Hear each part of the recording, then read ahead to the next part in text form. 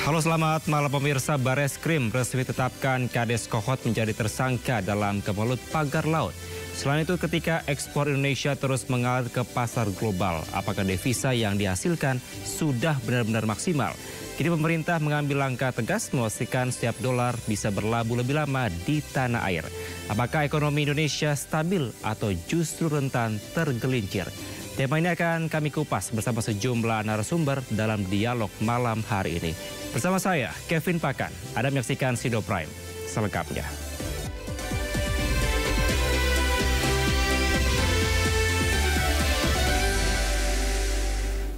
Pemirsa, Bareskrim Polri menetapkan Kepala Desa Kohot Arsin sebagai tersangka dalam kasus dugaan pemalsuan surat izin di lahan pagar laut di Tangerang.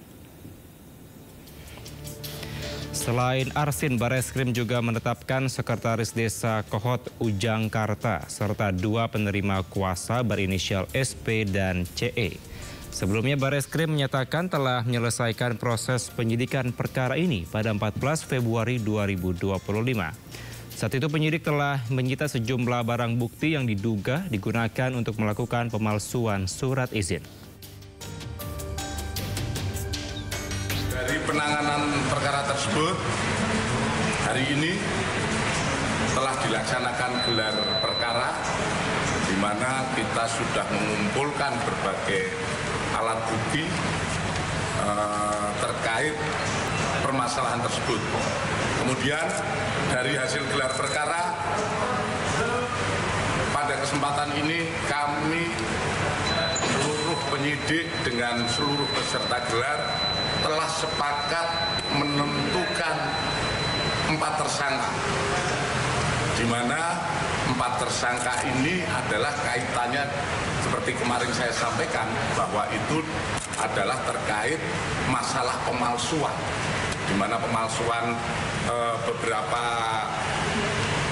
surat dokumen untuk permohonan atas hak atas tanah, di mana kita menetapkan Saudara A selaku Kades Kohot, Saudara UK selaku Sekdes Kohot, Saudara SP selaku penerima kuasa, dan Saudara CE selaku penerima kuasa telah kita sepakat kita tetapkan sebagai tersangka.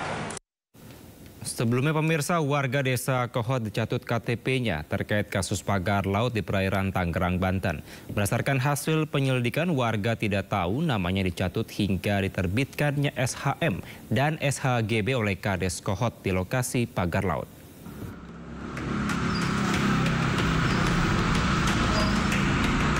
Direktorat Tindak Pidana Umum Bareskrim Polri mengungkap sejumlah barang bukti yang disita usai menggeledah sejumlah tempat terkait kasus dugaan pemalsuan sertifikat hak guna bangunan dan sertifikat hak milik kawasan pagar laut di perairan Tangerang, Banten.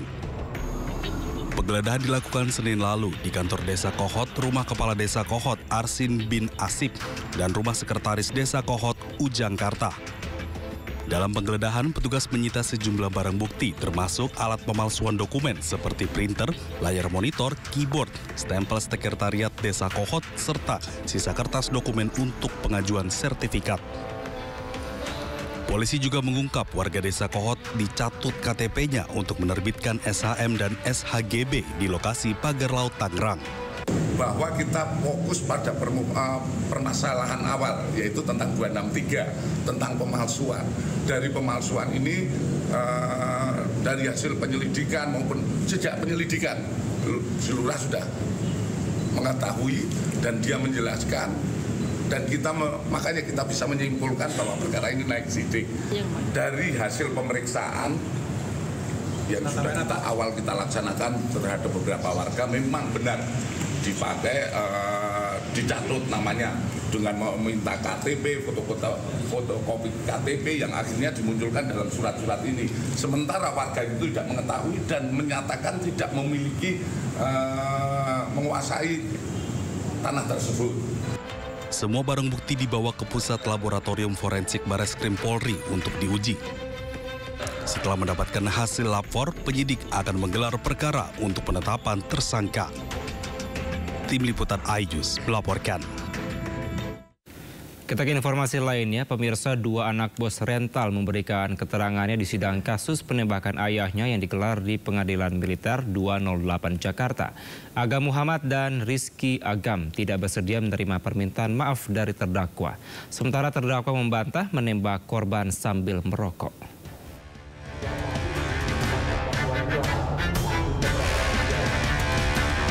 Dua anak bos rental mobil, Agam Muhammad Narsudin dan Rizky Agam Syahputra, hadir sebagai saksi dalam kasus penembakan yang menewaskan ayah mereka, Ilyas Abdurrahman.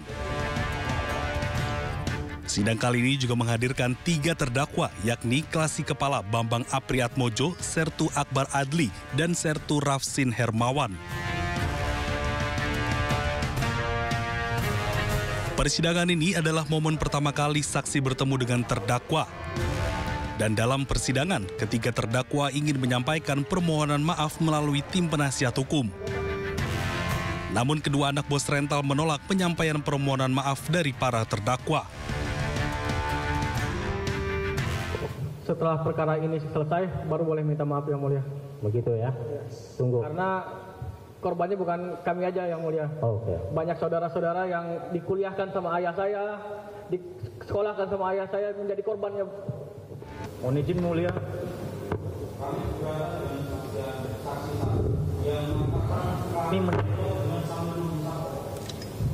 Yang benar? Yang benar pada saat pokok Yang Mulia. Kami tidak Mulia. Tapi kami tanpa kami sadari rokok kami terjepit Yang Mulia, karena keadaan pada saat itu kami panik Yang Mulia. Kejepit di mana? Kejepit di jari-jari kamu? Yang Mulia. Gimana sih yang rokok ya begini? Siap Yang Mulia, tapi tidak sampai mencicap. Tapi berada di jari kamu. Siap Yang Mulia. Itu bukan ngejepit, saya ngerokok juga begini. Nggak mungkin saya pegang begini. Siap. Tapi kami keberatan dengan sambil menghisap Yang Mulia. Keberatan sambil menghisap, tapi membawa rokok. Siap. Persidangan kali ini juga menghadirkan total 17 saksi yang merupakan rombongan Ilyas, pegawai rental, serta sejumlah orang yang menyaksikan di lokasi kejadian.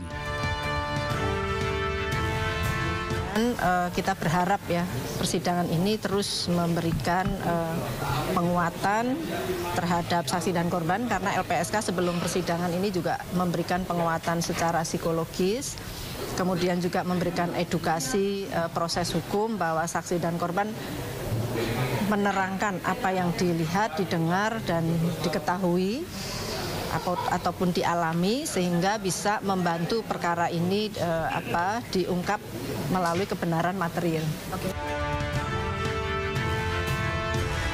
Sebelumnya, 3 anggota TNI Angkatan Laut didakwa melakukan pembunuhan berencana hingga penadahan barang gelap. Peristiwa tersebut terjadi di res area kilometer 45 Tol Jakarta Merak.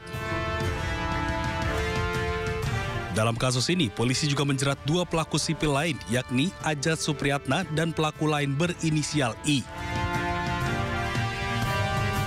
Dari Jakarta, Galuh Pandu, Rama Romadona, Raga Firdaus, iNews melaporkan. Sebelumnya pemirsa, penembakan terhadap bos mobil rental terjadi pada 2 Januari lalu di res area kilometer 45 Tol Tangerang Merak, Banten. Ironisnya, sebelum kejadian penembakan, pemilik rental mobil sempat meminta pendampingan dari pihak kepolisian namun ditolak. Maling mobil, maling mobil!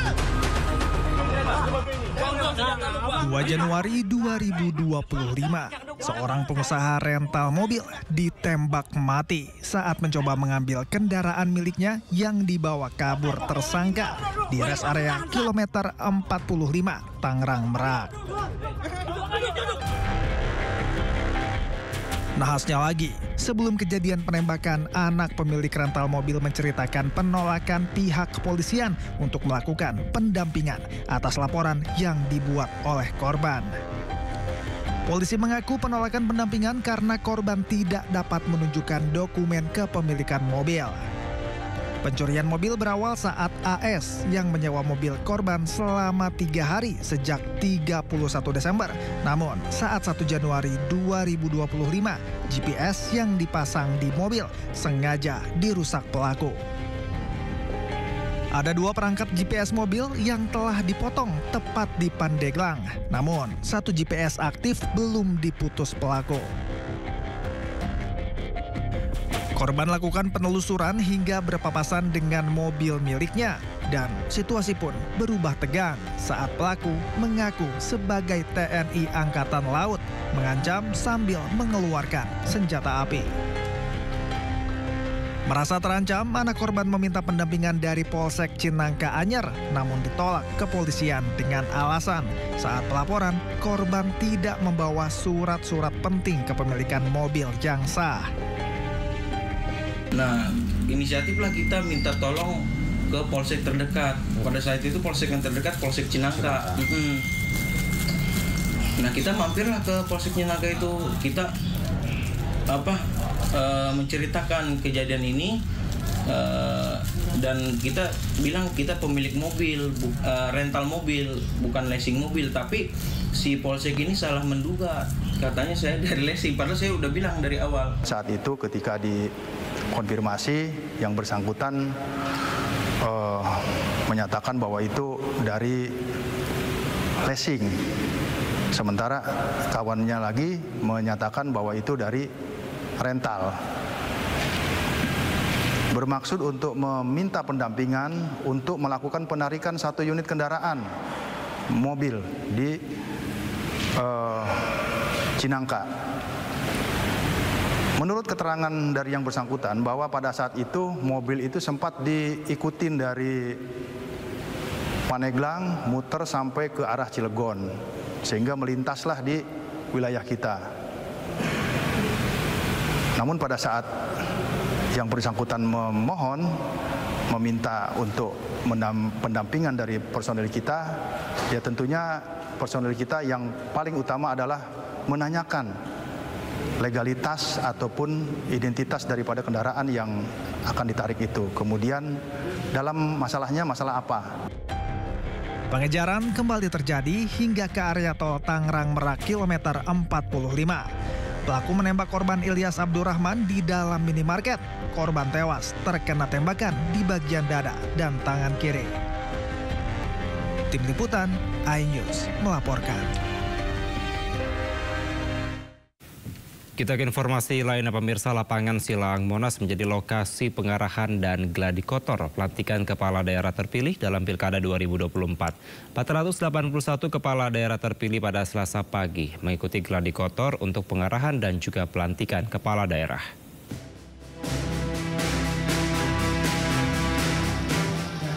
Sebanyak 481 kepala daerah terpilih mengikuti pengarahan di lapangan Silang Monas, Jakarta Selasa pagi menjelang pelantikan oleh Presiden Prabowo di Istana Kepresidenan Jakarta 20 Februari nanti.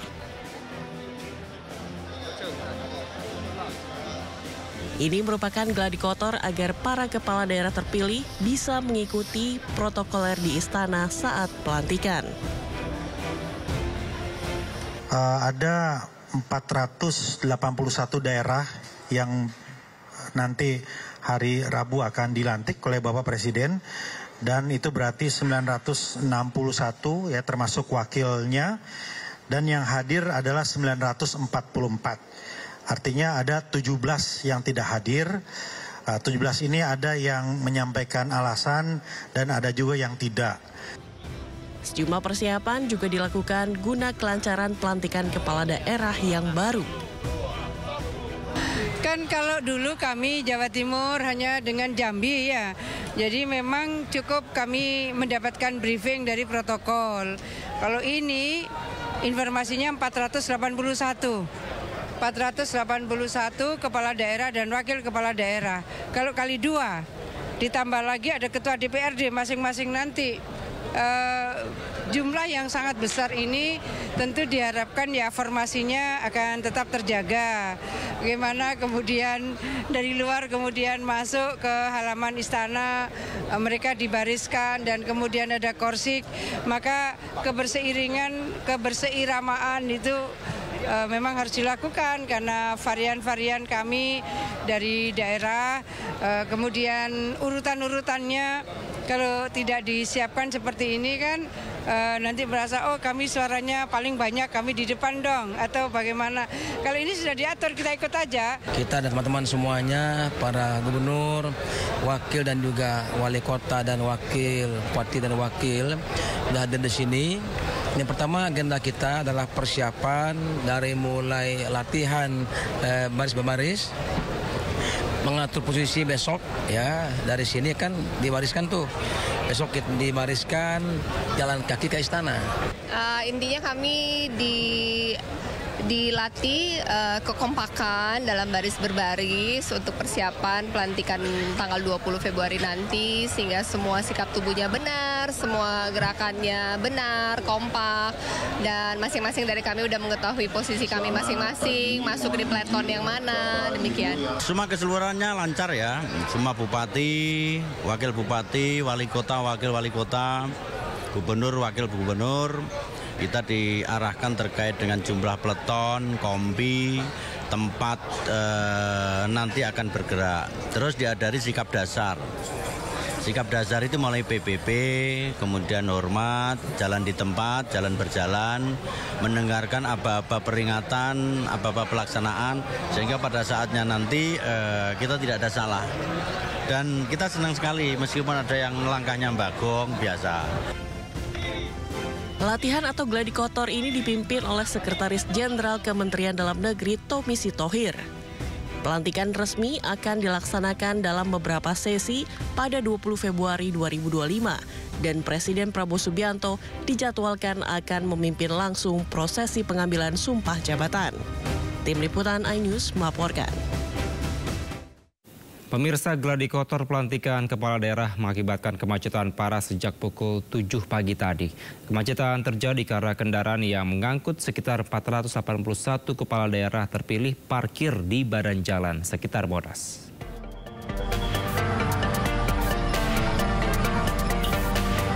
Kendaraan-kendaraan yang parkir sembarangan di badan jalan di sekitar Silang Monas ini merupakan kendaraan para peserta gladi kotor pelantikan kepala daerah. Gara-gara parkir sembarangan ini, arus lalu lintas dari dan ke kawasan Monas macet parah, bahkan sejak jam 7 pagi. Sejumlah netizen kesal karena mereka akhirnya harus berjalan kaki ke kantor untuk menghindari terlambat masuk kantor. Mereka mengungkapkan kekesalannya melalui media sosial. Dan pejabatnya parkir sembarangan, ini gak jalan. 3 lane gak jalan. 3 ngambil lajur jalan. Nyusahin orang sampai telat, tau gak sih? Gue bilang, ini ring 1 loh.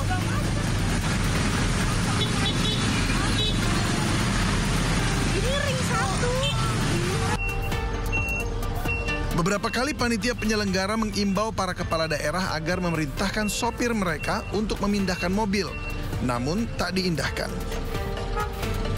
Pihak Dishub Jakarta terpaksa menderek kendaraan dinas milik pemerintah daerah yang parkir sembarangan di tengah jalan.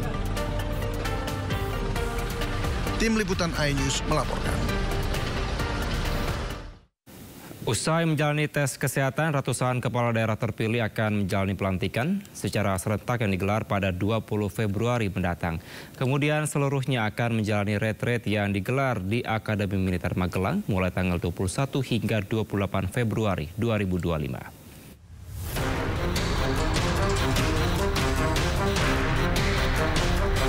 Ratusan kepala daerah telah rampung melakukan tes kesehatan di kantor Kementerian Dalam Negeri Jakarta Pusat yang telah dilaksanakan sejak Minggu pagi. Tes kesehatan yang meliputi pengecekan tensi, gula darah, asam urat, dan kadar kolesterol tersebut dilakukan sebelum para kepala daerah terpilih dilantik pada tanggal 20 Februari 2025 mendatang. Sejumlah kepala daerah terpilih mulai dari Gubernur Jawa Barat terpilih Deddy Mulyadi, Gubernur Jawa Timur terpilih Khofifah Indar Parawansa, hingga Gubernur Jawa Tengah terpilih Ahmad Lutfi mengaku siap menjalani pelantikan yang diikuti oleh kegiatan retret di Akademi Militer Magelang pada tanggal 21 Februari hingga 28 Februari 2025. Nggak ada siapin apa-apa, kan dilantik cuman datang dilantik pakai baju yang biasa dipakainya 5 tahun sekali, itu baju itu. Ya siap saja dilantik, yang penting kan bukan proses seremoni pelantikannya, tapi kesiapan kita dalam memimpin. Mau diarahin kemana masyarakat, bagaimana optimalisasi anggaran, langkah-langkah apa yang mesti dilakukan agar terjadi percepatan pembangunan, itu yang penting. Ya, tadi saya tanya kepada Pak Wamen, sepertinya berangkat masing-masing. Yang penting jam 15 sudah sampai di Magelang. Itu sih kawan-kawan, kita mengikuti saja prosedur dan SOP serta agenda yang sudah disiapkan oleh Kementerian Dalam Negeri. Saya rasa itu posisi kita. Penutupan hari terakhir. Saya nggak tahu ya, itu mungkin dari Pak Menteri Dalam Negeri yang akan memberikan arahan maupun materi. Tapi prinsip retret ini kan untuk kebersamaan, kemudian leadership, dan yang paling pokok melakukan integrasi tentang wawasan kebangsaan kita, integrasi pemerintahan pada saat kita berjalan, baik itu secara kolaborasi pemerintah daerah maupun pemerintah pusat. Intinya itu mungkin. Ya kebetulan kalau wakil itu kan diwajibkan hadir tanggal 27 karena untuk mengikuti penutupan tanggal 28. Kecuali Pak Gub memang dari awal. Ya kita relatif inilah. Ya bukan menjadi apa. Kan saya juga pernah ikut Lemhanas, saya pasti kegiatan agak sama lah seperti itu. Cuman ini mungkin lebih pendalaman tentang bagaimana ketahanan pangan, ketahanan nasional itu pimpinan daerah harus paham supaya juga kita bisa mendukung pemerintah pusat. Retret kepala daerah akan digelar di Akademi Militer Magelang selama sepekan pada 21 Februari hingga 28 Februari 2025 usai pelantikan di Istana. Retret kali ini menjadi momen penting untuk sinkronisasi antara pemerintah pusat dan pemerintah daerah. Dari Jakarta, Tim Liputan iNews melaporkan. Seluruh kepala daerah terpilih akan menjalani retret selama sepekan di Akademi Militer Magelang pada 21 Februari mendatang. Pembiayaan retret kepala daerah menggunakan anggaran pendapatan dan belanja negara (APBN).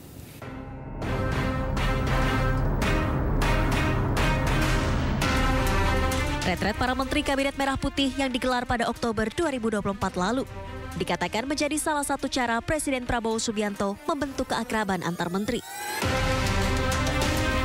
Presiden Prabowo pun berencana kembali menggelar retret untuk seluruh kepala daerah terpilih hasil Pilkada 2024 untuk alasan yang sama. Retret kepala daerah akan digelar di Akademi Militer Magelang selama sepekan pada 21 Februari hingga 28 Februari 2025, usai pelantikan di Istana Negara Jakarta. Memang desain awal itu 14 hari, kemudian melibatkan juga wakil kepala daerah, tapi kemudian karena efisiensi kita ingin juga teman-teman itu lebih cepat untuk bekerja, dipadatkan 7 hari. Dan tempatnya juga terbatas, jadi karena di tendanya itu tidak muat kapasitasnya kalau 1000, kita harus mencarikan lagi begitu. Jadi untuk sementara tahapan ini wakilnya bergabung di ujung saja, nanti mungkin sangat terbuka kemungkinan apabila wakilnya juga akan mengalami pembekalan juga, ya tentu dengan perencanaan yang berbeda nanti ke depan. Retret ini menjadi momen penting untuk sinkronisasi antara pemerintah pusat dan pemerintah daerah. Membangun chemistry, emotional bonding. Kami Kabinet Merah Putih ketika di sana menjadi lebih kenal. Ya, saya dengan sesama wakil menteri tinggal WhatsApp, tinggal telepon, bertemu cepat sekali koordinasinya. Ini karena sudah kenal. Nah, kita membayangkan nanti teman-teman kepala daerah itu kalau sudah akrab, sudah kenal, maka akan mudah berkoordinasi. Ketika misalnya daerahnya itu butuh beras, daerahnya itu butuh bawang, ya sudah tahu. Oh, kita tinggal kontak, nyambung. Jadi untuk kerjasama, untuk emotional bonding itu perlu sekali. Kegiatan retret kepala daerah akan dibiayai menggunakan anggaran pendapatan dan belanja negara atau APBN Kementerian Dalam Negeri dan dipastikan berjalan sesuai aturan undang-undang yang berlaku. retreat di Magelang, nanti itu sepenuhnya menjadi biaya Kementerian Dalam Negeri setelah direkonstruksi anggarannya. Kalau sebelum rekonstruksi memang rencananya cost sharing, karena anggaran Kemendagri ada yang dipotong, kemudian dari Pemda-Pemda juga sebenarnya mereka sudah punya biaya rutin untuk diklat dari kepala daerah terpilih. Kegiatan retret kepala daerah nantinya menjadi momen pembekalan kepada seluruh kepala daerah sebelum menjalankan pemerintahan di wilayahnya masing-masing. Tim Liputan iNews melaporkan. Pemirsa, gelombang penolakan masyarakat terhadap kebijakan efisiensi anggaran dari Presiden Prabowo Subianto di Kota Malang berlangsung ricuh. Aksi saling lempar dan dorong antara massa aksi dan petugas terjadi sebelum massa memasuki gedung.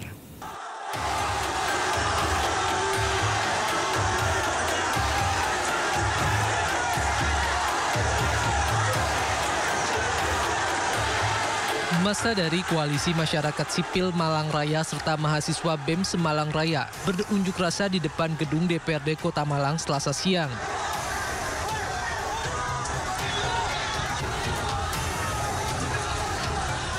Unjuk rasa memanas saat massa aksi memaksa untuk merangsek masuk ke dalam gedung DPRD. Akibatnya aksi saling dorong antar mahasiswa dan polisi tak terhindarkan.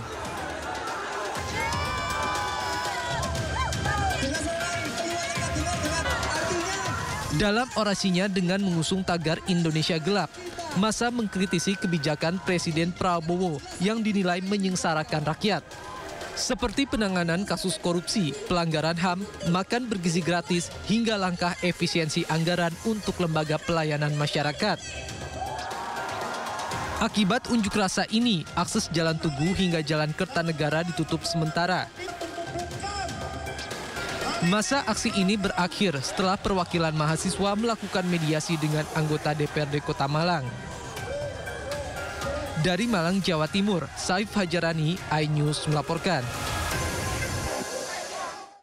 Ribuan mahasiswa dan koalisi masyarakat sipil menggelar aksi juk rasa bertajuk Indonesia Gelap di sejumlah daerah pada Senin kemarin.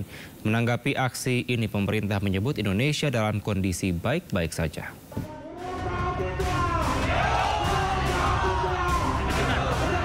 Aksi demonstrasi besar-besaran bertajuk Indonesia Gelap digelar massa yang tergabung dalam Badan Eksekutif Mahasiswa se-Indonesia di kawasan Patung Kuda, Jakarta Pusat.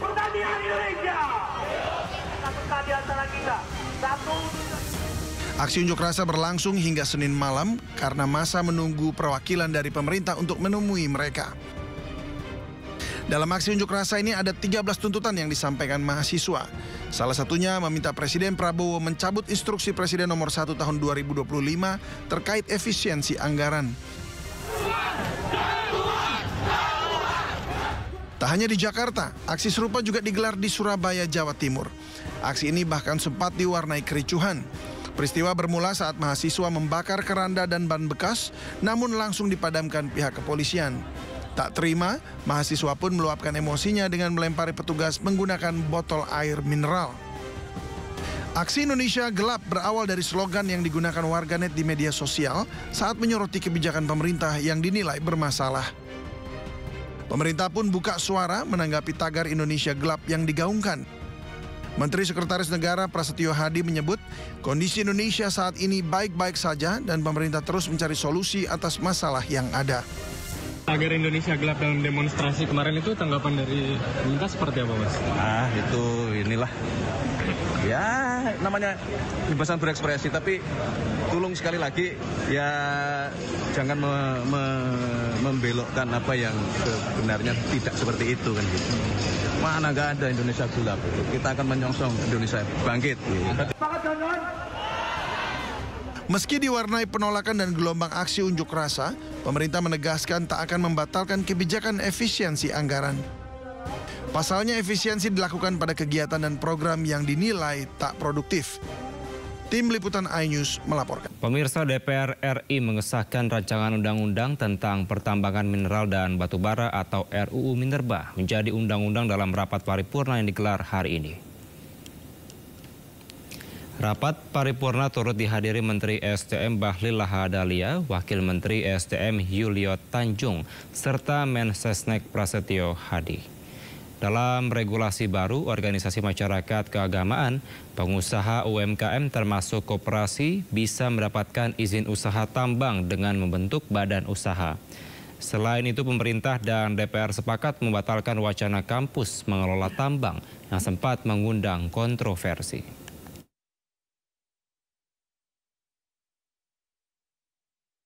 IUP yang kita cabut ternyata dari 2078 itu 2053 yang kita cabut karena sisanya itu adalah IUP sebagian yang ada di Aceh. Kalau di Aceh itu nggak bisa karena itu adalah otonomi khusus dan beberapa IUP yang memang tidak memenuhi unsurnya setelah dilakukan verifikasi. Nah ini kemudian SK pembatalan dari yang kita sudah cabut, kemudian mereka melakukan verifikasi ulang untuk kemudian kita aktifkan sebesar 569 IUP. Perpres 70 sekarang belum selesai, masih dalam revisi. Insya Allah kalau ini sudah selesai baru ada pendistribusian lahan kepada kelompok masyarakat maupun UMKM, koperasi, dan yang besar-besar itu tetap harus lewat tender. Dan tendernya tetap lewat mekanisme sebagaimana diatur dalam undang-undang, yaitu di Kementerian SDM.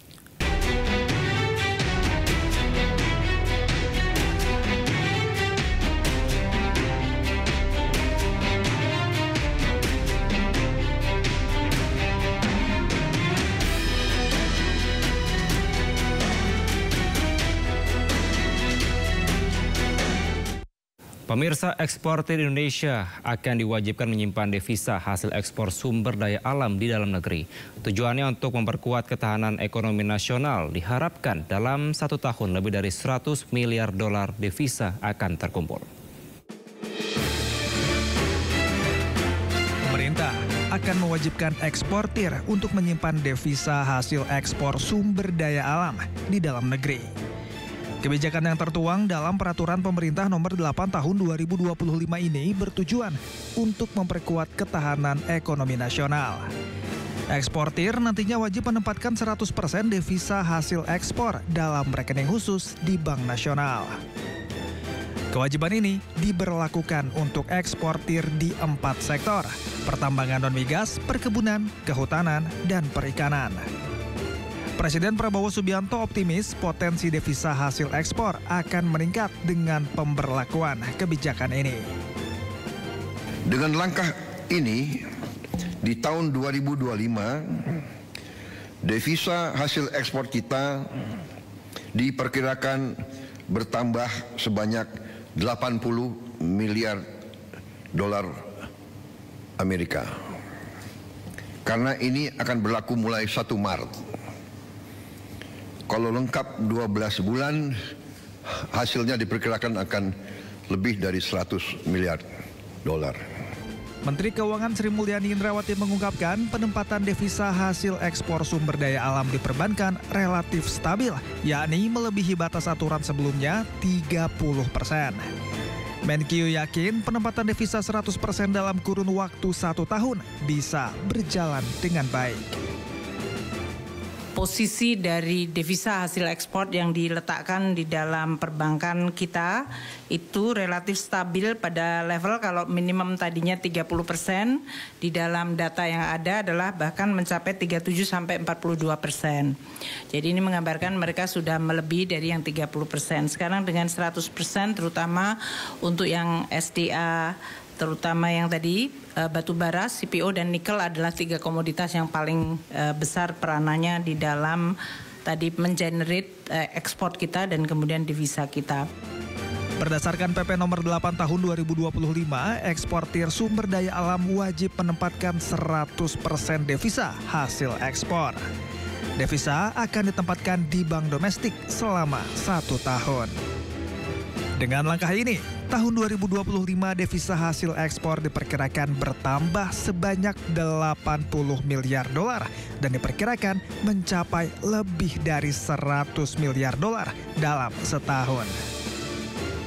Kebijakan devisa hasil ekspor 100% ini berjalan mulai 1 Maret 2025. Pemirsa, apakah kebijakan baru devisa hasil ekspor sumber daya alam ini dapat memperkuat cadangan devisa negara dan meningkatkan stabilitas nilai tukar rupiah?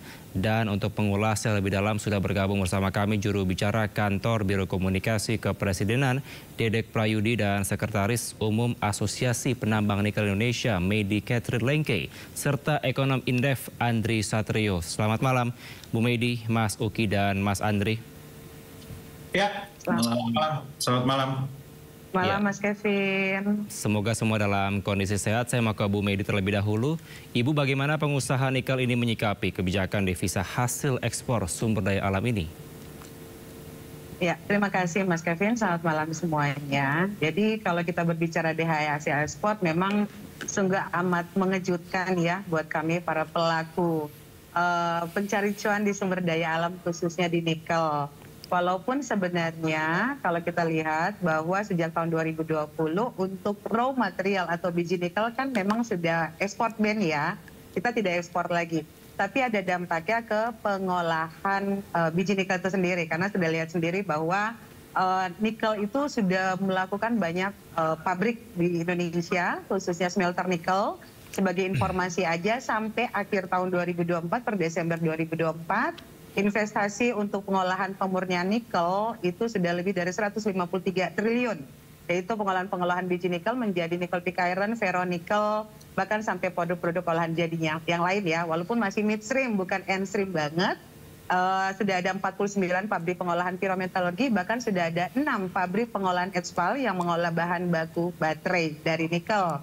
Nah, produk-produk olahan itu kan ekspor ya Mas Kevin ya. Semuanya kan belum ada sampai N banget atau N produk di Indonesia. Jadi mau nggak mau, semua produk yang diolah dari biji nikel itu menjadi nikel pig iron, ferronikel, nikel matte, MHP, nikel sulfat sampai baterai katoda, itu semua masih ekspor.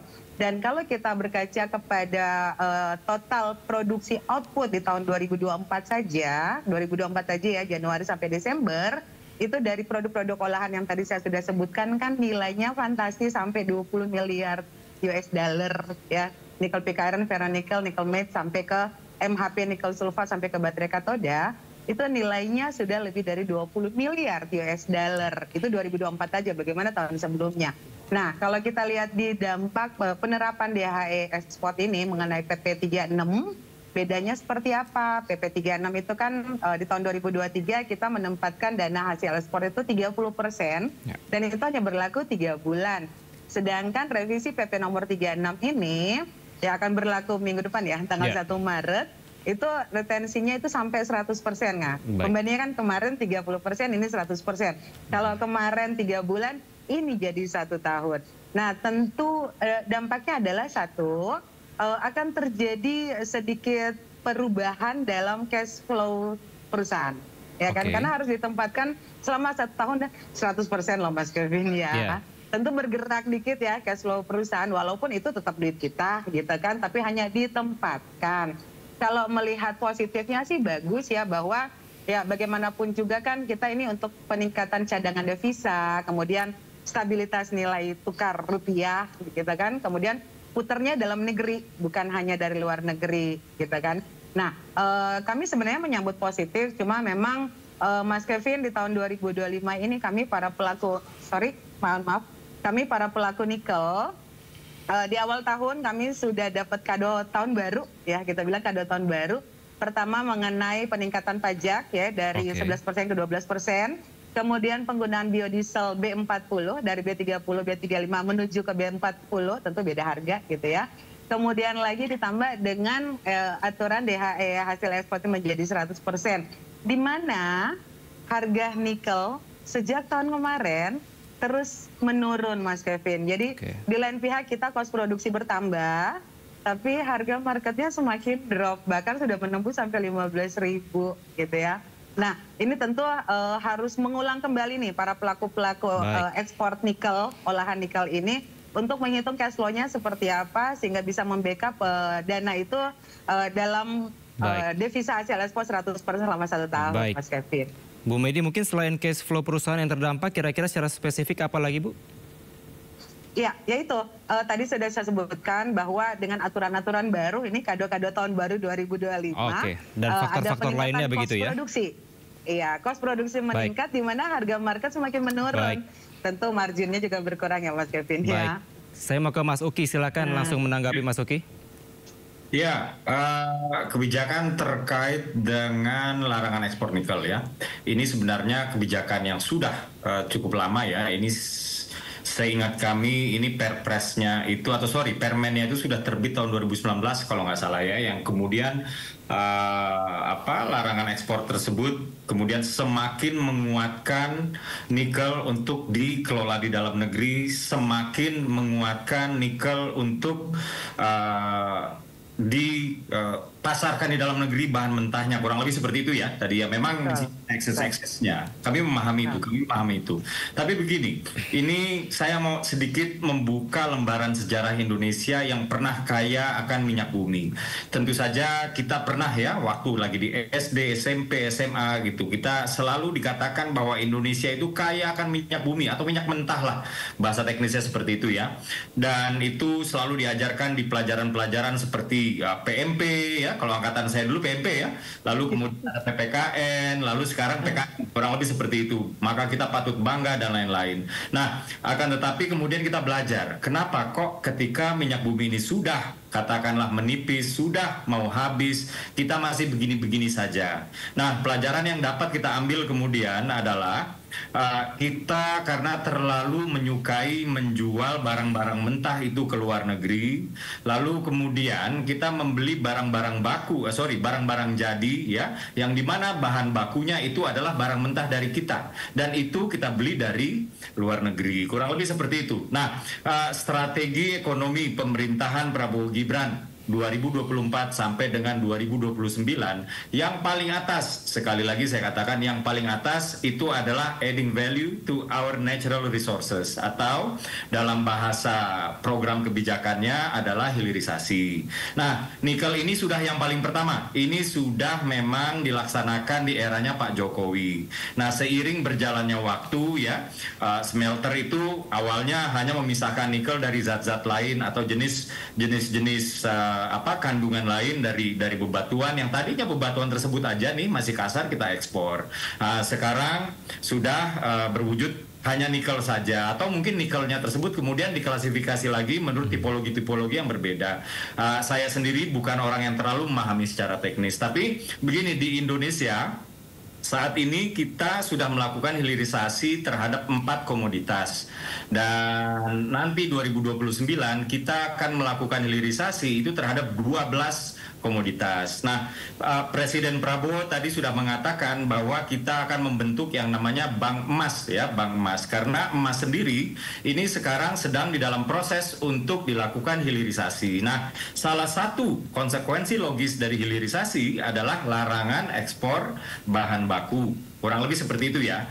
Dan kami meyakini ya bahwa yang namanya perubahan, yang namanya pembenahan tentu saja akan mengguncang tatanan lama gitu. Jadi kami memaklumi ya bahwa pengusaha-pengusaha mengeluh, Ibu mohon maaf kami sekarang sedang melihat jangka panjang untuk bangsa ini ya. Memang terjadi kekurangan di sana sini. Kami mengakui terjadi kekurangan di sana sini ya.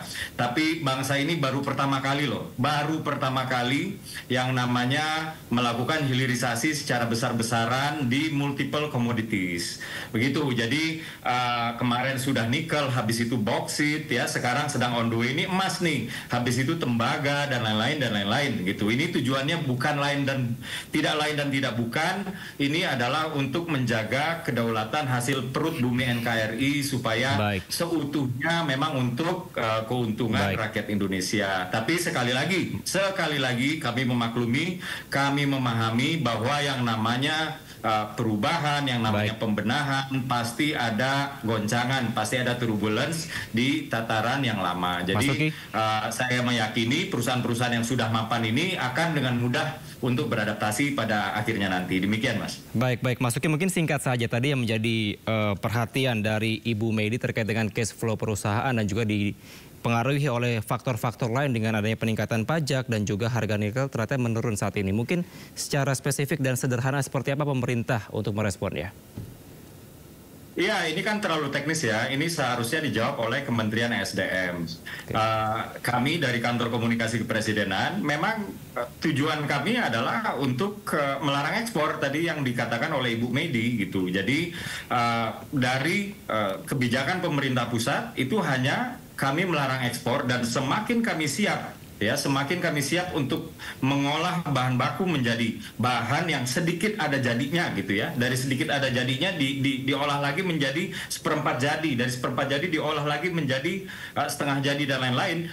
Dengan demikian larangan ekspor juga semakin maju mendekat bahan jadi. Jadi terkait dengan harga nikel dunia dan lain-lain itu memang sebaiknya dijawab oleh Kementerian SDM. Demikian, Mas. Baik. Saya mau ke Mas Andri. Mas Andri, kalau melihat dari kebijakan DHE sumber daya alam 100% ini, apakah secara realistis dapat mencapai target dari penambahan devisa kepada negara?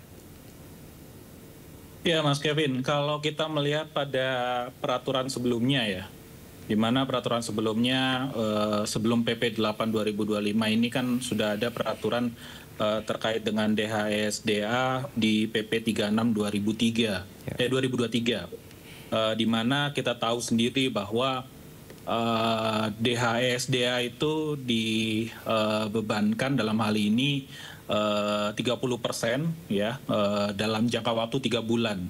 Dan pada saat itu saya masih ingat target dari pemerintah itu bisa secure setidaknya 40 miliar sampai 49 miliar US dollar.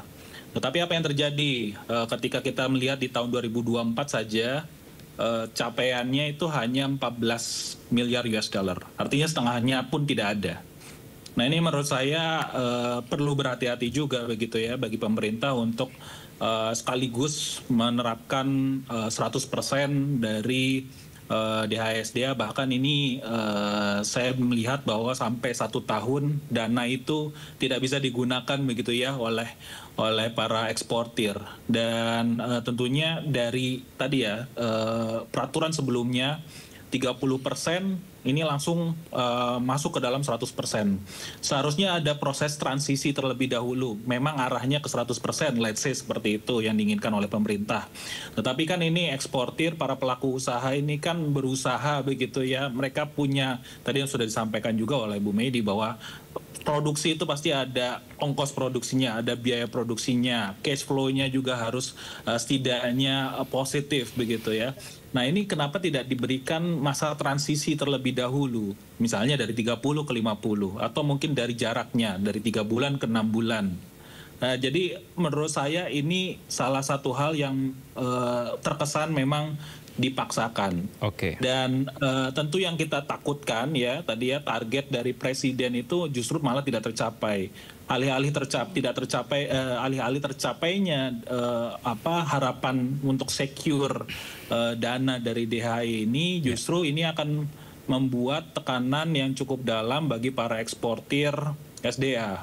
Tentunya saya juga tadi memahami keinginan dari pemerintah bahwa setidaknya kita bisa memanfaatkan devisa kita begitu ya, apalagi tujuannya juga mulia bahwa kita bisa mempertebal cadangan devisa kita dengan adanya DHE-SDA. Tetapi yang perlu diingat bahwa ini adalah ranah kebijakan publik gitu ya. Kebijakan publik itu tidak serta-merta, bahkan kebijakan industri ya kalau bisa saya katakan tidak serta-merta bisa langsung begitu saja bulan depan kita terapkan 100% DHE-SDA, dan ini menurut saya tekanan pasti akan besar terhadap para eksportir, khususnya kalau kita berbicara mengenai eksportir yang levelnya tidak cukup besar gitu ya. Artinya mungkin eksportir yang levelnya di sedang begitu ya, kecil, ini mungkin pasti akan terpengaruh, apalagi kalau kita berbicara mengenai dana yang seharusnya didapatkan oleh eksportir ini biasanya digunakan kembali untuk modal kerja. Nah, ini mereka pada akhirnya tidak bisa mendapatkan dana tersebut. Mereka yang mau ekspansi mereka harus tahan dulu. Nah, ini menurut saya jadi efek dominonya cukup banyak begitu, Mas Kevin. Mas Andri, terima kasih untuk insight-nya. Saya mau ke Ibu Medi. Bu Medi, kan ini juga pemerintah sebenarnya meskipun ditaruh di dalam negeri, tapi juga memberikan fleksibilitas kepada eksportir untuk menggunakan DHI ini untuk berbagai keperluan. Apakah ini tidak bisa dikatakan sebagai atau setidaknya mengurangi beban dari para eksportir sebenarnya? Iya, Mas Kevin. Jadi sebenarnya hasil diskusi kita ya dengan pemerintah dengan beberapa kementerian sebelum ini disahkan, tentu ada diskusi ya. Beberapa kali kami diundang oleh Dewan Ekonomi Nasional, Kementerian Ekonomi, Kementerian Koordinator Ekonomi, di mana kami mempertanyakan sebenarnya lebih detailnya seperti apa sih DHI ini, karena ini berbicara 100% bukan 30%. Mungkin kita ingat di tahun 2023 aja ada penolakan ya mengenai DHI penempatan 30% ini, apalagi sampai 100% gitu ya. Tapi sebenarnya ada positifnya, tapi ya kembali lagi bahwa semua itu kembali ke cash flow perusahaan. Nah, penjelasan dari pemerintah di mana DHI yang diretensi untuk komoditas pertambangan khususnya ya, itu dapat digunakan untuk ya seperti penukaran ke rupiah di LPI atau bank yang sama, tentu bank lokal ya. Kemudian bagaimana pembayaran kewajiban pajak dan penerimaan negara atau PNBP yang bukan pajak dalam falas gitu ya, dalam valuta asing, dan atau pembayaran dividen falas, tapi semua harus dikonversi ke rupiah gitu ya. Kemudian juga ada beberapa hal yang sebenarnya bagi kami ini kan deposit ya, tetap dana kita juga cuma mungkin bahasa kami tuh kasarnya dititip sementara gitu ya di perbankan Indonesia yang berplat merah ya, entah BNI, entah Mandiri, entah BRI gitu kan, karena memang kalau mau dilihat juga sebenarnya dari kita berbicara program value added hilirisasi, produk-produk yang diekspor selama ini, produk-produk olahan yang diekspor ini kan semuanya transaksinya di luar, Mas Kevin ya. Nah, apa sih yang kita dapat kalau semuanya dikirim keluar, transaksi di luar, menggunakan rekening luar, kemudian nilai rupiah atas dolar juga tetap aja terjadi pelemahan, di mana nilai ekspornya gede banget. Itu baru dari nikel, Mas Kevin, baru dari nikel. Bagaimana dengan komoditas lain? Yang tadi saya sudah sebutkan value added gitu ya. Value added dari pengolahan nikel udah luar biasa. Berapa banyak pengolahan yang ada? Berapa banyak yang nanti yang sedang berkonstruksi? Jadi sebenarnya sebagai info Mas Kevin dan teman-teman yang lain bahwa pengolahan nikel yang sudah berproduksi itu kan sudah 55 ya, tadi saya sudah sebutkan. Kemudian yang sudah berkonstruksi juga ada 36, bahkan yang sedang dalam proses atau sedang menyelesaikan perizinan mungkin ya. Jadi in totally untuk nikel tok aja ya, pengolahan nikel itu sampai 140-an badan usaha. Bahkan data KBLI 24202 untuk pengolahan nikel sampai 242 badan usaha. Kami khawatir, waduh bolong semua nih, bahan baku cukup apa enggak nih cadangan biji nikel kita. Nah, bagaimana dengan olahan yang lain? Kita ada 28 komoditas yang terhilirisasi, Mas Kevin. Nah, kembali bagaimana retensinya dan dampak bunga bank Indonesia khususnya terhadap DHI hasil ekspor ini yang kita tempatkan di bank-bank lokal. Kan harus dihitung nih Mas Kevin ya. Sehingga tidak mengganggu cash flow perusahaan, di mana ujung-ujungnya perusahaan jadi nggak produksi. Nggak dapat lagi penerimaan negara. Baik Ibu Medi, Mas Uki dan juga Mas Andri, sebelum kita melanjutkan lebih jauh terkait dengan perbincangan kita malam hari ini, kita akan mendengarkan pernyataan dari Menko Perekonomian Erlangga Hartarto yang menyatakan akan memberikan sanksi tegas bagi korporasi yang ternyata membandel dari aturan DHI ini. Akan berniat kurang baik, nah kita sudah punya benchmark ke masing-masing sektor. Jadi kalau sektor batu bara kita kira-kira tahu cost-nya bagaimana, sektor kelapa sawit kita juga sudah tahu cost-nya seperti apa, sehingga kalau mereka melakukan kegiatan di luar pattern itu bisa langsung dimonitor, apalagi dengan sistem baik dari segi keuangan maupun dari segi barang. Kemudian mereka yang tidak comply diberikan sanksi administrasi, ekspornya di stop. Jadi pemerintah terus menjaga itu. Baik Ibu Medi, kita melanjutkan tadi bahwa ternyata pemerintah ini cukup tegas, meskipun tadi dari Mas Andri menyampaikan terkesannya dipaksakan, tapi ternyata sudah ada sanksi yang akan dikenakan dari pemerintah bagi para eksportir yang tidak mematuhi dari DHI ini. Tanggapan Anda? Iya, Mas Kevin, mungkin perlu dilihat dulu bahwa kemarin di tahun 2024 pemerintah sudah meluncing namanya Simbara, Sistem Informasi Mineral dan Batu Bara, koordinasi 5 kementerian yaitu SDM, Perdagangan, Perindustrian, Perhubungan, bahkan Kementerian Keuangan. Nah, sebenarnya Simbara itu adalah untuk ngecek apa sih INSW atau NTPN gitu ya, kewajiban-kewajiban para pelaku usaha baik di upstream maupun downstream. Nah, mungkin dari sini kalau kita berbicara punishment gitu kan, kita kan harus mengupload dokumen nih Mas Kevin. Sebelum dapat approval kita boleh ekspor atau tidak gitu ya. Kalau di lokal itu ada namanya SIB, surat izin berlayar kalau untuk pengiriman biji nikel ke pabrik-pabrik domestik. Nah, pabrik itu atau smelter itu pada saat mereka mau ekspor, mereka harus menginput data melalui sistem Simbara. Nah, kalau kita mau input Simbara, kalau misalnya kita masih ada kekurangan, saya nggak bicara kekurangan bayar belum comply terhadap DHE, tapi dari Simbara aja udah ngunci loh, Mas Kevin ya. Jadi kalau kita tidak comply dengan dokumen atau kewajiban yang sebelum yang harus kita bayarkan kepada negara, itu kita sudah nggak keluar dokumen ekspornya. Nah, dari situ sudah mendapat penekanan bahwa jika perusahaan tidak comply dalam hal penempatan DHE, sistem sebelumnya sudah berjalan sih Mas Kevin ya, cuma kembali lagi gitu ya. Karena selama ini kan transaksinya di luar Mas Kevin. Rekeningnya juga di luar dan menggunakan mata uang asing juga gitu loh. Ada sisi negatif, ada sisi positifnya Mas Kevin. Cuma kembali ke pengusaha bagaimana menyikapi dan yang paling penting Mas Kevin, bagaimana sih insentif yang diberikan kepada pelaku usaha untuk memberikan stimulus perusahaan-perusahaan dalam penempatan DHE hasil ekspor sampai 100% ini. Ya, itu yang penting kira-kira ya. Langsung saja dijawab oleh Mas Uki, kira-kira insentif yang akan diberikan oleh pemerintah berapa? Kemudian tadi juga, apakah setegas itu pemerintah langsung melakukan penangguhan pelayanan dari eksportirnya?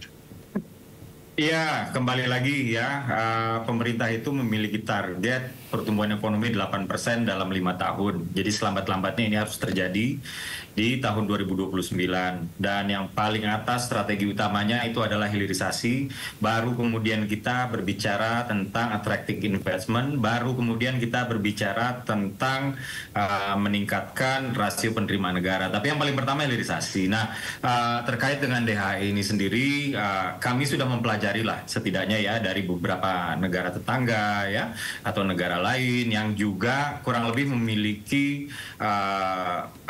cadangan sumber daya alam lah yang ya kalau mungkin nggak setara bahkan di bawah kita gitu, misalnya seperti Singapura, misalnya seperti bukan Singapura, misalnya seperti Malaysia atau misalnya seperti Thailand gitu ya. Ternyata mereka juga sudah menetapkan peraturan yang kurang lebih sama, bahkan mereka menetapkan peraturannya itu lebih ekstrim lagi gitu, bahwa simpanan-simpanan yang parkir di dalam negeri mereka itu sudah harus berupa mata uang mereka, misalnya seperti itu ya, dan lain-lain gitu. Jadi di dalam hal ini kami meyakini bahwa usaha-usaha atau perusahaan-perusahaan eksportir yang selama ini bergerak di bidang ekspor bahan baku mineral atau dalam hal ini adalah nikel ya, itu pasti akan bisa beradaptasi. Tapi yang jelas memang diskusi di antara kementerian terkait yaitu industri, SDM dan lain-lain dengan para pelaku usaha ini kan masih berlangsung, dan kebijakan ini kan baru akan ditetapkan 1 Maret. Kenapa 1 Maret? Memang institusi kepresidenan ini memberikan waktu untuk semuanya saling beradaptasi lah, kurang lebih seperti itu ya. Jadi tidak terlalu memberatkan karena kami juga di pemerintah juga membutuhkan peran-peran signifikan ya dari para pengusaha, dari para pelaku ekspor dan lain-lain ya, untuk kemudian membantu negara ini, membantu bangsa ini Mas Uki, mungkin singkat saja mencapai tujuannya nanti. Demikian Mas. Mas Uki, mungkin singkat saja tadi yang menjadi poin penting juga dari Ibu Medi terkait dengan kira-kira berapa insentif yang akan diberikan oleh pemerintah bila memang ini dilakukan 1 Maret. Ini kan hal masih perlu dibicarakan ya dengan para pelaku usaha. Jadi kenapa saya tidak bisa berbicara terlalu aspek teknokratik apalagi teknis implementasi, karena ini kan baru saja dibuka oleh Presiden ya, baru saja dibuka oleh Presiden di dalam pidatonya, dan ini masih perlu dibahas lebih lanjut ya. Pertama aspek teknokratiknya, gagasan teknokratiknya, lalu yang kedua adalah teknis implementasinya, dan teknis implementasi ini bukan hanya kementerian aja loh ya, tapi juga pelaku usaha juga pasti akan dilibatkan. Sekali lagi pelaku usaha juga pasti akan dilibatkan. Nah, kalau kita berbicara insentif ya, apa yang akan didapat oleh pelaku usaha, nah inilah yang justru yang perlu untuk dibahas dengan pelaku usaha yang dalam hal ini misalnya adalah APNI, misalnya begitu ya, atau dengan kawan-kawannya Mbak Medi lah, kurang lebih seperti itu. Jadi keluhan-keluhan tersebut ya tentu saja saya sudah mendengar, saya juga mencatat ya, dan ini belum final ya terkait dengan insentif, terkait dengan hal-hal technicalities untuk implementasi itu belum final. Jadi masih dibahas dengan kementerian terkait, terutama Kementerian Perindustrian dan juga SDM. Baik, demikian Mas. Baik, Mas Uki, Mas Andri dan juga Ibu Medi, kita akan kembali menyimak kira-kira poin-poin penting apa saja kebijakan pemerintah ini soal penempatan devisa hasil ekspor sumber daya alam. Berikut ini. Berdasarkan PP nomor 8 tahun 2025, eksportir sumber daya alam wajib menempatkan 100% devisa hasil ekspor. Devisa akan ditempatkan di bank domestik selama 1 tahun. Dengan langkah ini, tahun 2025 devisa hasil ekspor diperkirakan bertambah sebanyak 80 miliar dolar dan diperkirakan mencapai lebih dari 100 miliar dolar dalam setahun. Kebijakan devisa hasil ekspor 100% ini berjalan mulai 1 Maret 2025.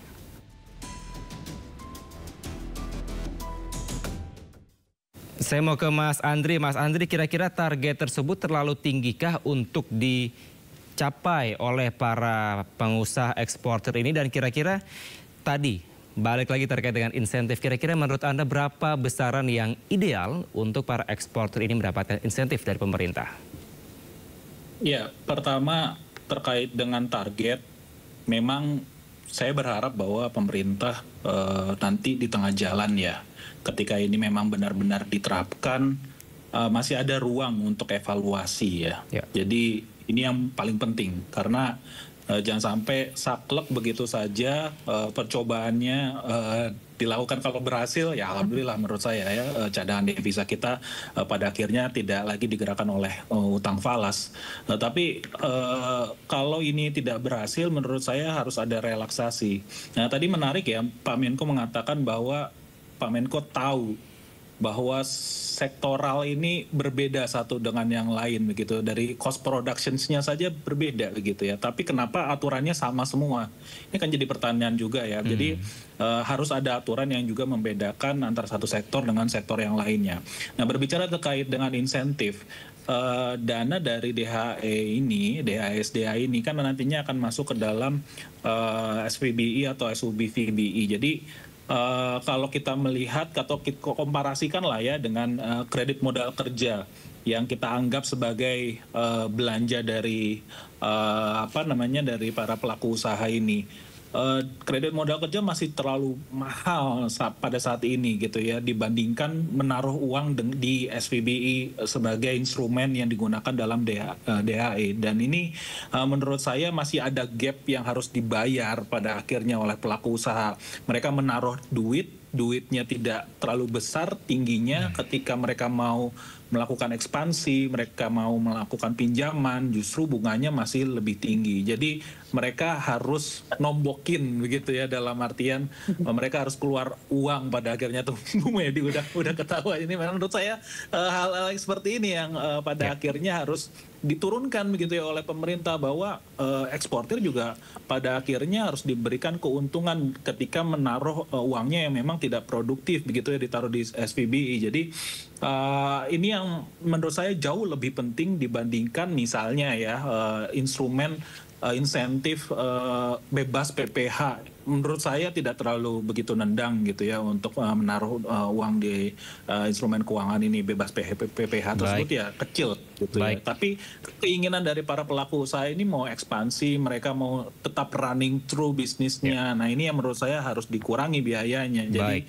bisa jauh lebih kompetitif begitu Mas Uki. Baik, Mas Uki singkat saja, Mas Uki menanggapi. Oh ya, terima kasih atas masukan-masukannya. Jadi kalau misal kita ibaratkan sebuah film series ya, ini ada 10 episode. Kita ini sekarang baru masuk ke episode ke-3 atau ke-4 lah, kurang lebih seperti itu ya.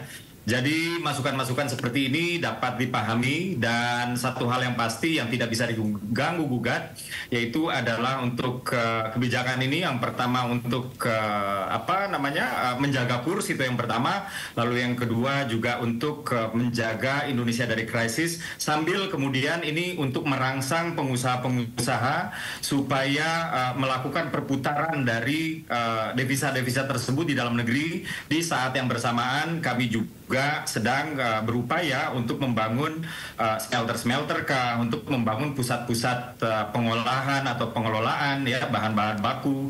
Ini supaya bisa kemudian dia menjadi klop lah, kurang lebih seperti itu. Jadi tapi bahwa ini masih berlangsung ya. Artinya berlakunya itu 1 Maret dan aturan teknis ini belum ada, Mas. Aturan teknis belum ada sampai dengan sekarang. Ini sifatnya masih komitmen politik ya dari seorang Presiden Prabowo Subianto.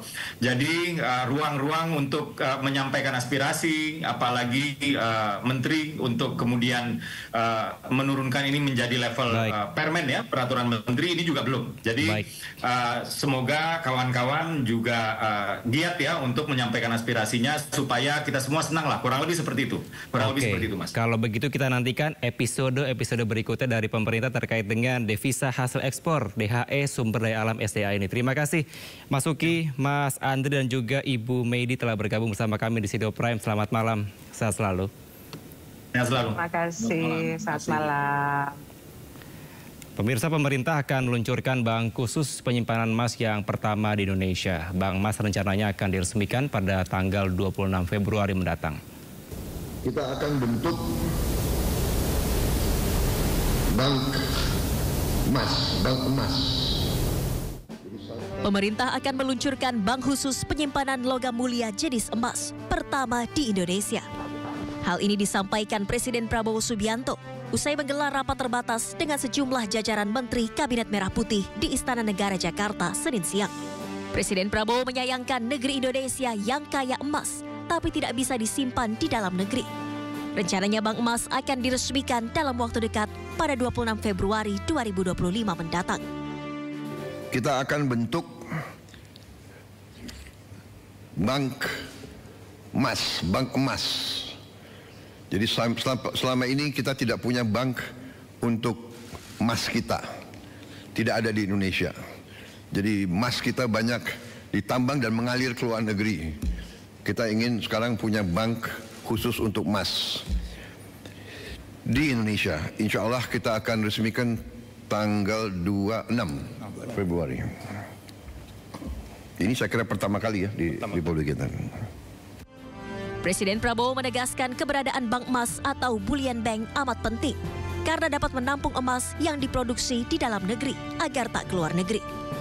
Dari Jakarta, Tim Liputan iNews melaporkan. Pemirsa, Prabowo Subianto ingin melibatkan mantan Presiden RI untuk ikut mengawasi dana antara yang akan diluncurkan pada 24 Februari mendatang. Prabowo meyakini dana antara bisa memperkuat daya saing ekonomi Indonesia dan menjadi faktor pertumbuhan ekonomi Indonesia yang ditargetkan mencapai 8%. Badan Pengelola Investasi Daya Anagata Nusantara atau BP Danantara akan resmi diluncurkan pada 24 Februari 2025. Pemerintah memastikan BP Danantara akan fokus berinvestasi pada proyek energi baru terbarukan, manufaktur canggih, industri hilir hingga produksi pangan. Demi memaksimalkan kinerja BP Danantara, Presiden Prabowo ingin melibatkan mantan Presiden RI untuk ikut mengawasi Danantara. Terlebih Danantara bakal mengelola aset hingga 1.400 triliun rupiah. Selain mantan Presiden, Prabowo juga meminta peran beberapa organisasi keagamaan untuk turut berperan dalam mengawasi kinerja Danantara. Kita akan meluncurkan dana investasi Indonesia yang saya beri nama Danantara. Daya Anagata Nusantara. Artinya kekuatan atau energi masa depan Indonesia. Danantara adalah kekuatan energi masa depan. Dan ini harus kita jaga bersama. Karena itu saya minta semua presiden sebelum saya berkenan ikut menjadi pengawas di dana ini. Prabowo meyakini Danantara bisa memperkuat daya saing ekonomi Indonesia dan menjadi faktor pertumbuhan ekonomi Indonesia yang ditargetkan mencapai 8%. Terima kasih Anda masih di Sindo Prime. Pemirsa, Bareskrim Polri menetapkan Kepala Desa Kohot Arsin sebagai tersangka dalam kasus dugaan pemalsuan surat izin di lahan pagar laut Tangerang. Selain Arsin, Bareskrim juga menetapkan Sekretaris Desa Kohot Ujang Karta serta 2 penerima kuasa berinisial SP dan CE. Sebelumnya Bareskrim menyatakan telah menyelesaikan proses penyidikan perkara ini pada 14 Februari 2025. Saat itu penyidik telah menyita sejumlah barang bukti yang diduga digunakan untuk melakukan pemalsuan surat izin.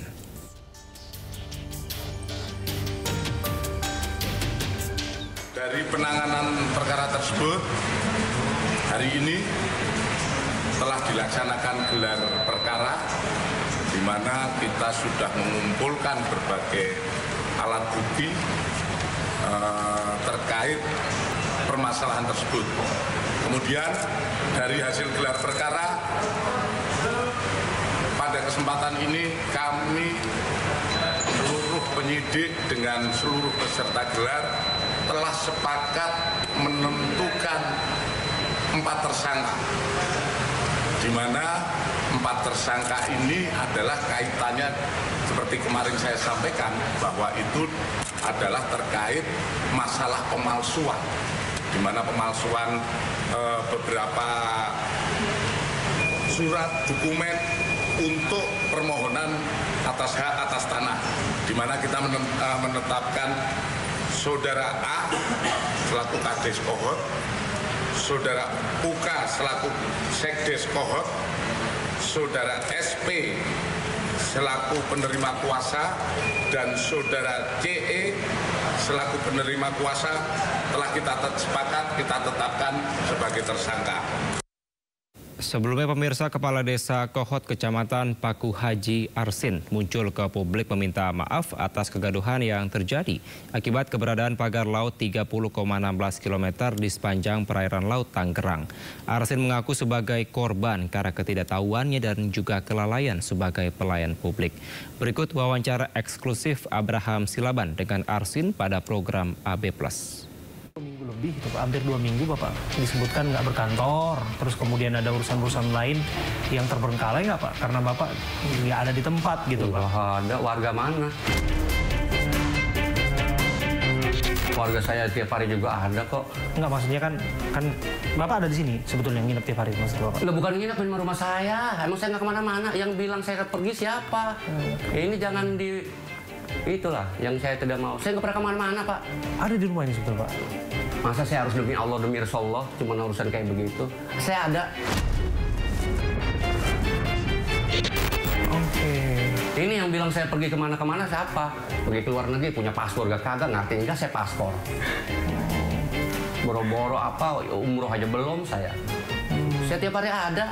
Berarti saya pas kesininya aja Bapak lagi tugas di luar atau lagi pergi keluar. Biasanya keluarnya kemana itu Pak? Ya kadang-kadang rapat di kecamatan, rapat di kabupaten. Kadang-kadang kayak kemarin panggilan ke KKP. Kan urusan sama polisi. Iya, panggil Kabreskrim. Kan kayak panggil KKP. Saya jam 9 mulai ditanya itu dari jam malam lah itu pokoknya. Nyampe ke rumah itu kan jauh ya? Iya. Jam 2, jam 3 lah. Terus saya kalau nggak tidur, ntar malah parah gitu. Jadi ngatur aja, makanya secapek apapun saya ngatur aja tuh. Gitu. Nah kalau dibilang saya berangkat atau gimana, aduh maaf. Berarti waktu saya kesini waktunya aja yang kurang tepat berarti ya Pak ya? Bapak lagi nggak ada di sini, saya juga ke kantor, Bapak nggak ada di situ. Ya, kebetulan aja itu ya? Oke. Yang menarik ini Pak gini, biasanya katanya Bapak bawa Rubicon tuh Pak, bawa mobil mewah tuh. Berapa sih mobil Bapak banyak banget? Berapa Pak mobilnya? Mobil saya 3 biji. Apa aja Pak? Yang Rubicon, Civic yang parkir, ya, sama HRV. Ini yang nomor cantik ini sengaja itu ya Pak? Namanya Arsin itu kalau nggak salah, disesuaikan itu nomor polisinya Pak? Ya, jadi itu. Sama satu lagi mobil dinas itu Pak? Oh, itu mobil desa itu. Mobil desa punya? Iya, itu bukan, ya ada mobil dinas itu mah, mobil desa. Oke. Kepala desa berapa sih gajinya sampai bisa dapat Rubicon kayak gitu Pak? Kalau bicara gaji mah. Enggak, begini Pak, banyak orang bertanya-tanya loh Pak, Bapak harus jawab juga gitu Pak. Apa betul Rubicon ini datangnya karena ada pengurusan sertifikat hak milik di pagar laut gitu Pak? Rubicon itu awalnya bukan mobil Rubicon Pak, saya kredit. Ya. kredit mobil Brio.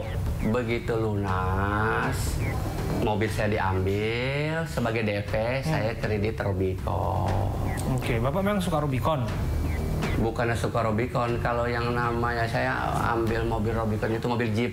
Iya. Jadi mobil Jeep itu apa namanya ke kota masuk, ke kampung masuk. Jadi daya tahannya ya Pak ya? Iya, jadi kalau banyak-banyak duitnya mana juga. Orang itu kan juga kredit. Iya, mau kredit juga kan Rubicon Pak. Berapa harganya Pak? Rubiconnya Bapak? Itu 800 juta kredit itu cashnya. 800 cashnya ya? Oke, Honda Civic-nya tahun berapa ini Pak? 2018. 2018. Tambah lagi CR-V tahun berapa Pak? 2000 berapa itu dah, lupa saya. Oke, waktu udah jabat Kades atau sebelum Kades tuh CR-V Pak? Oh, udah jadi Kades. Udah, ya. Oke. Dan termasuk mobil dinas ini ya Pak ya. Nah, ini publik bertanya-tanya, ini Bapak itu usaha apa Pak gitu?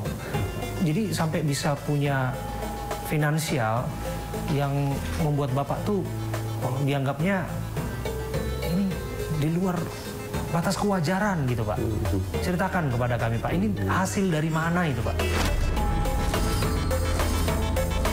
Jadi kalau saya itu sebetulnya punya ada kontrakan juga sih dari dulu lah. Ada kontrakan. Di daerah Kohot ini Pak? Di Kohot ada, di Kalibaru ada, dari dulu. Sebelum saya jadi kepala desa itu udah. Status kasusnya sekarang penyidikan.